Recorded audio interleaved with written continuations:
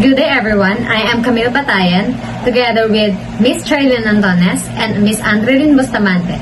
We are the first group assigned to discuss the lesson for week 2, which is about Philippine literature and English. Okay, we will begin with a short icebreaker. All you have to do is to read the description in each item in order to arrange the jumbled letters to determine the word being described. Let's start. First, written material such as poetry, essays, and novels. What do you think is it?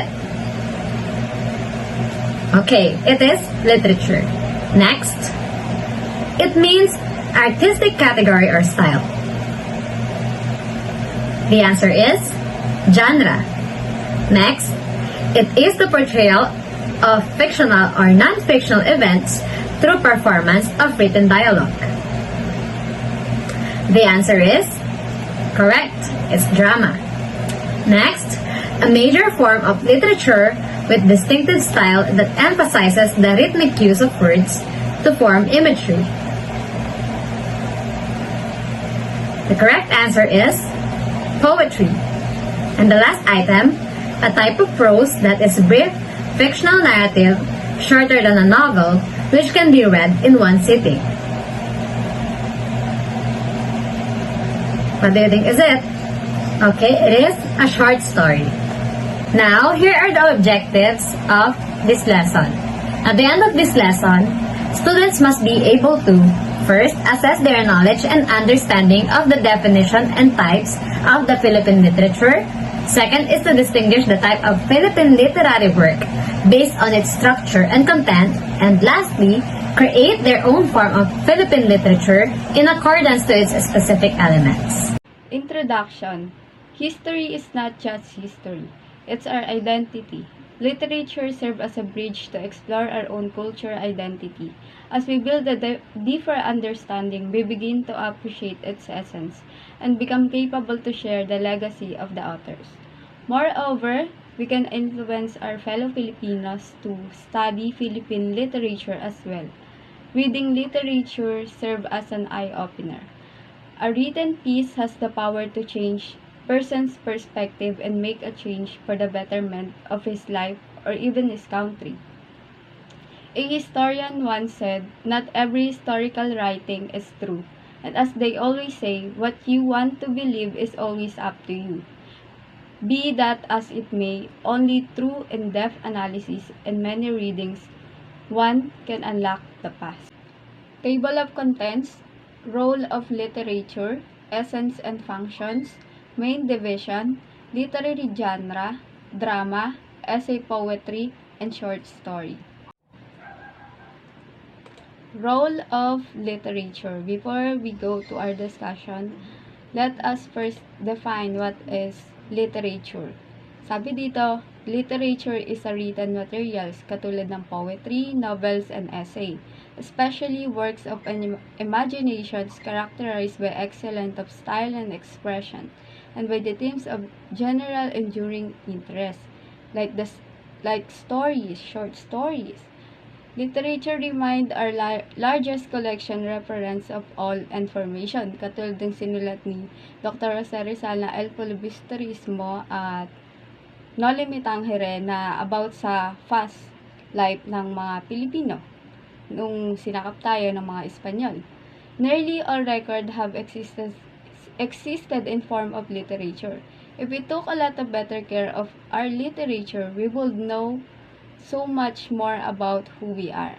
Kasi nga, sa literature, nakakabasa tayo ng iba't ibang klaseng tao, iba't ibang mga passion na pwede nating makita na ayun pala yung gusto natin. Literature is one of the best ways for sharing thoughts, facts, ideas, stories, both fictional and non-fictional. Alin niya yung mga stories, and ngayon, yung literature, na-adapt na siya into music or movies. Let's now proceed to role of literature. First, literature helps us to express ourselves through writing. Yung mga writers or ikaw mismo nagsusulat. Literature helps us to learn new facts, ayan, in different ways and fun ways. Like in the internet, you can read, watch, Next is literature teaches us about history and culture. Ayun nga, katulad din sinabi ko kanina, yung kay Dr. Rosa Rizal, yung writings niya is based on sa na-experience ng mga Pilipino noon sa panahon na sinakop tayo ng mga Espanyol. At yung iba pang writers na nag-base sa history.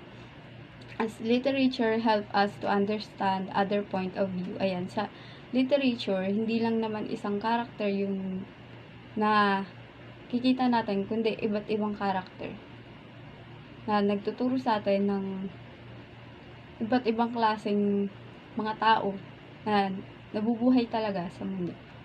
Next is literature make us critical thinkers. Ayan, sa pagbabasa natin ng libro, iniisip natin, ano nga ba ang magiging ending ng kwento na to? Literature reflects what's happening in the world. Ayan, ginagamit ng mga writers is yung nangyayari talaga. Yung kung saan makaka-relate yung readers nila. Next is literature is enjoyable. Sabi ko nga kanina, marami ng iba't ibang klase ng literature. Pwedeng makinig ka ng music, magbasa ka ng poetry, o manood ka. Depende kung anong gusto mo. So I'll be with the one who will tackle the essence of Philippine literature. We are able to communicate with the authors' minds through Philippine literature. We have the capacity to see their concepts and become one with them. By using their writing style or the structure of their literary works, they may even influence the audience's thoughts. We will be able to appreciate them and their own abilities as Filipino authors if we read more local literature. Even better, by reading, we may learn from them and grow as authors while also refining our own critical thinking. So, when we say Philippine literature, what usually that firstly comes to our mind is history, diba? When we say Philippine literature. So, it's not just about history when we say Philippine literature. It's also about our Filipino authors who wants to refine us in reading and understanding their novels and their works, literary works. So, they also inspires us to write and to read more about our local literature. So I'll be the one to tackle the main division. There are actually two divisions of literature, which is poetry and prose. In poetry, it is written in stanza and verse form, while in prose, it is written in paragraph form. In the Philippines, it will be generally divided into three, where it will be number 1, oral lore, or Asian writings and pre-colonial era. Number 2, during the colonialism. And lastly, number 3, under the Philippine Republic and contemporary era. In number 1, we have oral lore, or Asian writings and pre-colonial era. Pre-colonial literary pieces transferred in traditional narratives, speeches, and songs include the Tigmo in Cebuano, Bugtong in Tagalog, Patutudon in Bicol, and Paktakon in Ilonggo. Baybayin was the pre-colonial writing system in the Philippines. Some modern script in Philippines descended from Baybayin. So before we have the ABC, we have first the Baybayin. So it is our first alphabet here in Philippines before we are colonized by the Spaniards. So number 2, during colonialism, the existing literature of the Philippine ethnic groups at the time of conquest and conversion into Christianity was mainly oral, consisting of epics, legends, songs, riddles, and proverbs. So before, the stories that we have now, the epics, the legends, the riddles, and proverbs are just oral, and it is not written. Before we are colonized by the Spaniards, wherein when the Spaniards came in, they introduced Christianity or the Roman Catholic to us. They introduced us the Bible. Yun. And as years pass, paglipas ng panahon, unti-unting nawawala yung ibang kwento, and soon after, yung baybayin natin na first alphabet natin, nagbago na to ABC, and vowels, consonants, a, e, i, o, yun. Number 3, under the Philippine Republic and in contemporary era. During this period, readers have seen the development of numerous genres such as dystopian fiction, contemporary horror, new wave fiction, the psychological thriller, romantic comedy, and more, and so on. Additionally, within this period, readers can find important novels such as short stories, poems, essay, and so on and so forth. This is when the Japanese and American colonized Philippines.